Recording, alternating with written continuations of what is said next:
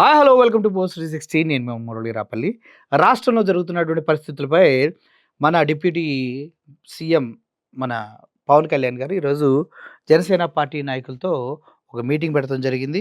ఆ మీటింగ్ పెట్టి సార్ చాలా గరం గరం అయ్యారంట.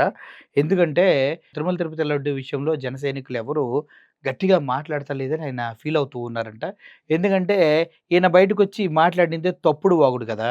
ఈయన మాట్లాడింది మీరు గనుక చూసినట్లయితే డైరెక్ట్‌గా ఈయన బతుకు మొత్తంలో ఇదొక బ్లాక్ మార్క్‌గా మిగిలిపోతది పవన్ కళ్యాణ్ గారికన్న విషయం పవన్ కళ్యాణ్ గారికి కూడా తెలుసు. ఎందుకంటే ఆయన మాట్లాడిన మాటలో ఇప్పుడు ఏ ఒక్కటి కూడా జరగల. సుగాలి ప్రీతి కేసు వాడుకున్నాడు పేరుని వదిలిపడేశాడు. ఆ తర్వాత 32,000 మంది ఆ మహిళలు తప్పిపోయారన్నారు. దాని గురించి మాట్లాడే దమ్ము ధైర్యం ఏమీ లేదు. ఆ తర్వాత సీజ్ ద షిప్ అన్నాడు. ఎళ్ళిపోయింది. 11,000 కోట్లతో జంతువులకి తొట్టిలు కట్టించా అన్నారు. అది పోయింది. అయ్యి కట్టించలా. అంతేకాదు కాశీనాయన క్షేత్రాన్ని కూల్చేయించాడు. సిగ్గు లేదు సనాతనవాది అని చెప్పుకుంటాడు అంటూ మాట్లాడారు. ఇలా చెప్పుకుంటూ పోతే తిరుమల తిరుపతి లడ్డు గురించి మాత్రం చాలా చాలా దారుణంగా మాట్లాడారు. జంతు కొవ్వు, పంది కొవ్వు, ఫిష్ ఆయిల్స్ కలిసినాయని డైరెక్ట్ స్టేట్మెంట్ ఇస్తమే కాకుండా మన పుణ్యక్షేత్రమైనటువంటి శ్రీరామ మందిరము అయోధ్యకు కూడా లక్ష లడ్లు ఇదే కల్తీ నెయ్యిని పంపించారని అక్కడ కూడా రెచ్చగొట్టాడు.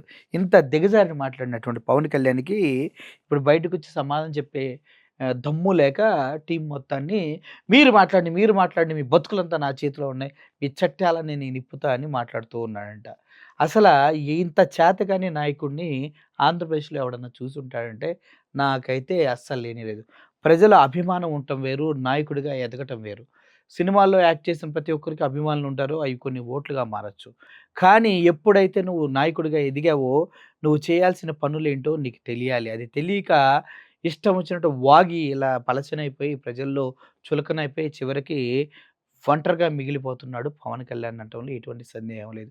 ఇప్పుడు ప్రజల్ని ఫేస్ చేసే దమ్ముందా పవన్ కళ్యాణ్ కంటే లేనే లేదని చెప్తూ ఉంటారు. ముఖ్యంగా తన పార్టీకి సంబంధించిన ఒక మహిళ పైన మర్డర్ కేసేస్తే టీడీపీ నాయకుడు ఆ అమ్మాయిని చెన్నై పోలీసులు అరెస్ట్ చేసుకెళ్తే, డ్రైవర్ రాయుడు కేసుకు సంబంధించిన విషయాల్లో ఆవిడని పక్కన పెట్టేశారు. అదే విధంగా తిరుపతిలో ఒక కిరణ్ రాయల్ అనే ఒక వ్యక్తి, లక్ష్మి అనే ఒక మహిళని దారుణంగా మోసం చేసి లవ్వు, కొవ్వు, కెవ్వు అని చెప్పి మాట్లాడినటువంటి సో కాల్డ్ ఒక 420 పనులు చేసే వ్యక్తుల్ని పార్టీలో పెట్టుకొని పోషిస్తూ ఉన్నాడు. అమ్మాయి జీవితాన్ని నాశనం చేసిన వాడిని కూడా వెనకేసుకొనొచ్చాడు. ఆ తర్వాత చూసుకుంటే ఒకళ్ళా? ఇద్దరా? నిన్నటికి నిన్న ఇంకొకడు మీకు తెలుసు కదా! ఒక అమ్మాయిని బలవంతం పెట్టి చెయ్యి కోసుకొని కారులో ఏడ్చి, అసెంబ్లీలో ఉన్నప్పుడు వీడియో కాల్ చేసి, స్నానం చేస్తా అయితే ఒరిజినల్ ఫుటేజ్ నా దగ్గరకొచ్చినియి. వాడు చేసిన పనులు మొత్తం దరిద్రాలే. అటువంటి వ్యక్తిని కూడా వెనకేసుకుంటూ పార్టీని ముందుకు తీసుకెళ్తున్న సో కాల్డ్ పవన్ కళ్యాణ్ గారు కొద్దిగైనా నిద్ర లేవండి. ఆ మొత్తు వదలండి. స్టైల్‌గా కటింగ్‌లు చేయించుకోవటాలు, ఇష్టం వచ్చినట్టు మెడ రుద్దుకోవటాలు కాదండి రాజకీయాలంటే. ప్రజలకి మంచి చేయటం రాజకీయం. మీరిప్పటి వరకు చేసిన మంచేంటో దయచేసి ఒక్కటన్నా చెప్పండి. మీ ఎంటైర్ రాజకీయ భవిష్యత్తులో తల్లిని తిట్టిన వాళ్ళ పంచన చేరి సిగ్గు లేకుండా అధికారాన్ని అనుభవిస్తూ మీ కార్యకర్తలను కొడుతున్నా కూడా మీరు మూసుకొని కూర్చోవడం తప్పించి ఇప్పటి వరకు మీరు చేసింది ఏమీ లేదు.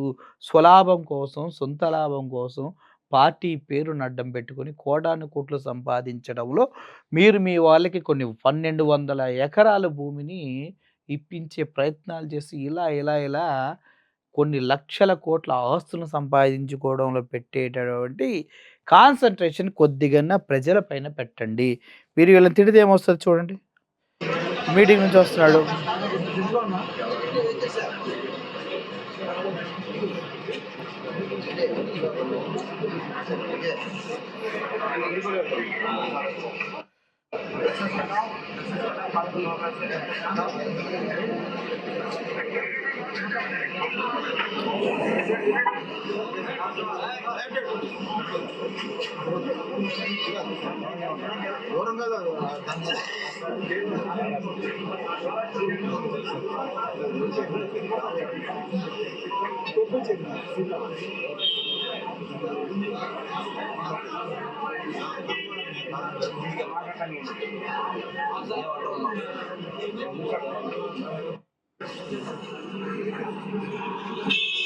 సో, పవన్ కళ్యాణ్ గారు వాళ్ళ పార్టీ సభ్యులందరి పైన అలిగి వెళ్ళిపోయారు అన్న విషయం తెలిసిన తర్వాత నాకు చాలా బాధేసింది.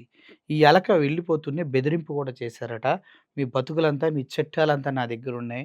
అంటే ఎంత దొంగ నాయాలుగాళ్ళు ఆ పార్టీలో ఉన్నారా అన్న విషయం పవన్ కళ్యాణ్ గారికి తెలుసనమాట. మీరు గనక ఈ విషయం పైన మాట్లాడి పోరాటం చేయకపోతే నేను ఆటన్నిటిని బయటపెడతా అని కూడా ఈయన చెప్పారంట. అయితే ఇటువంటి వ్యక్తుల్ని మనం ఏం చేయాలన్నా నాకు అర్థం కావట్లేదు. ఈ అరవ శ్రీధర్ ఎమ్మెల్యే విషయంలో కూడా ఇలాగే మీడియా ప్రశ్నిస్తే చిరాకెత్తి పారిపోయాడు సమాధానం చెప్పలేక. ఈ అరవ శ్రీధర్‌తో పాటు ఇంకొకడు వాడు తిరుపతి సంబంధించిన వ్యక్తి క కిరణ్ రాయల్ అనే వ్యక్తి ఇలా ఈళ్ళంతా కూడా పరమ నీచులు. ఆడవారి జీవితాలతో ఆడుకునేవారంతా ఈ జనసేన పార్టీలోనే ఉన్నారా అంటే యెస్ అని సమాధానం వస్తుంది.